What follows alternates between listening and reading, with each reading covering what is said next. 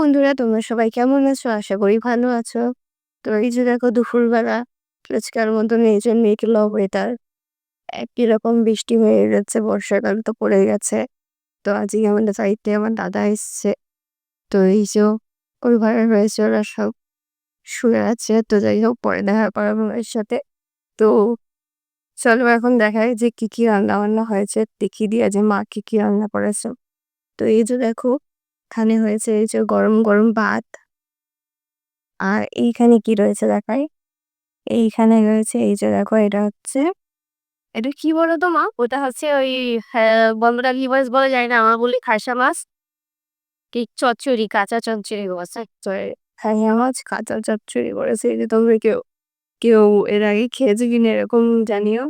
তো আর এই যে এখানে চিকেন কষা রয়েছে। আর এইখানে তো চিকেন। তো এই হচ্ছে আজ দুপুরের মেনু। বেশি কিছু রান্না হয়নি। তো এই রান্না হয়েছে, তাও তোমাদের সাথে শেয়ার করলাম। কেমন লাগলো বলো।